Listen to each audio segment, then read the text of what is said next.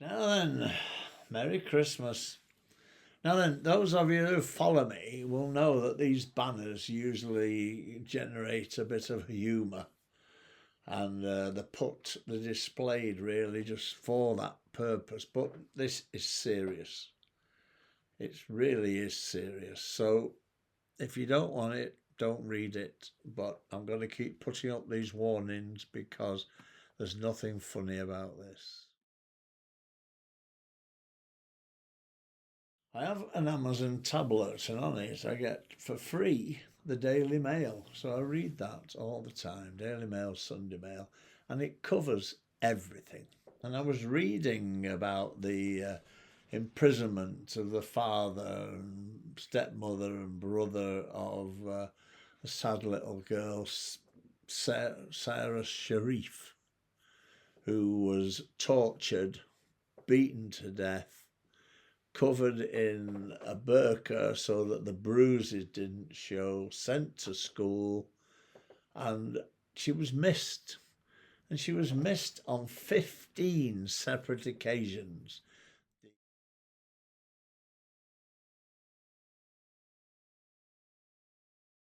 The Daily Mail did a great feature of how many more times must this happen. I mean, this poor little kiddie was tortured to death, for crying out loud.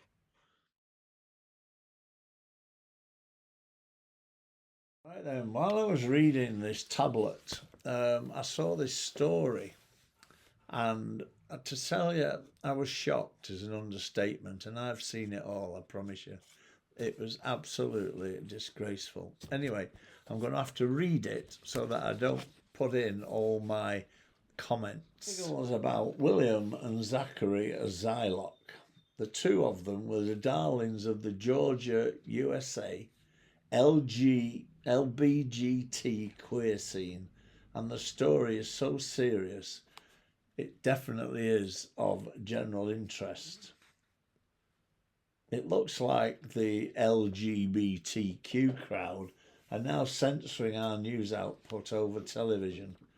Now then, I'm not particularly homophobic, because those who know me realise.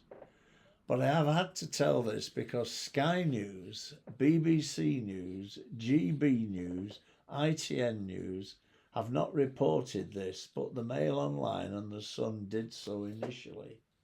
Over Christmas holiday, 4 other papers have now covered it, so that's fair enough.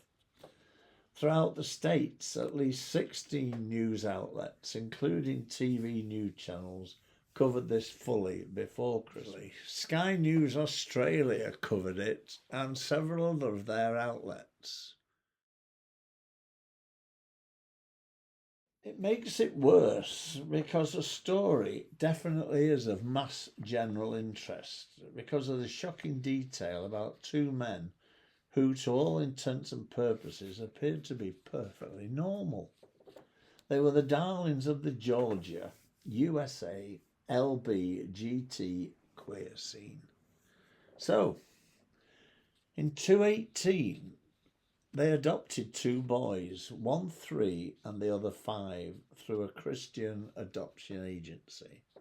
Now defunct, but then White and White, led similarly by the likes of our Christian leaders, the Archbishop of Canterbury and the Bishop of York. And we know the shit they're in. So anyway, in 2023, the romantic moment crashed, and they were both sentenced to 100 years in prison each with no parole. Crying out loud. In court, the judge had a lot to say, none good, and giving them both the 100 years, as I've said. He described the offences as the depths of depravity, as deep as it gets. The charges were sodomy, and the definition of this, for those who don't know, is defined as any sexual act that involves the mouth or anus of one person and the sex organs of another. Also child molestation, incest, and 2 counts of sexual exploitation. Stop there. They forced the kids to give them oral sex and filmed the entirety of this to be sold on a black website. They earned $7,500 a week on the sales and purchased a £700,000 luxury property. They'd posted the disgusting images, and these two, Hunter Lawless,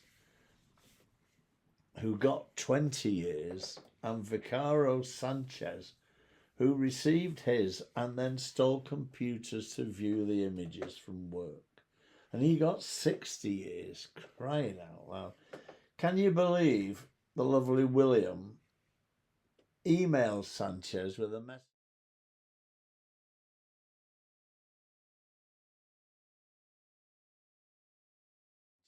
message? I'm just going to fuck my son.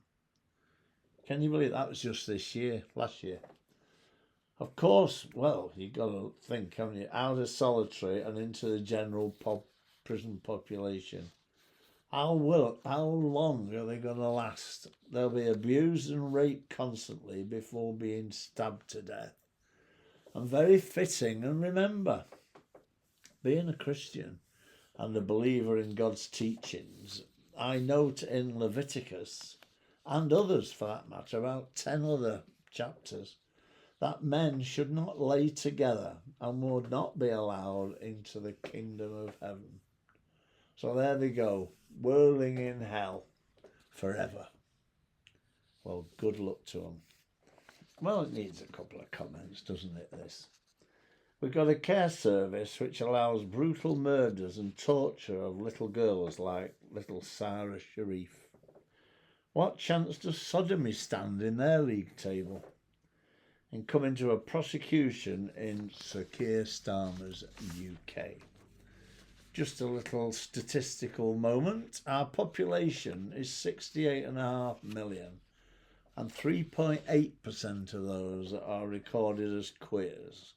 Let's be honest, just 2 weirdos in the States can't be the only ones.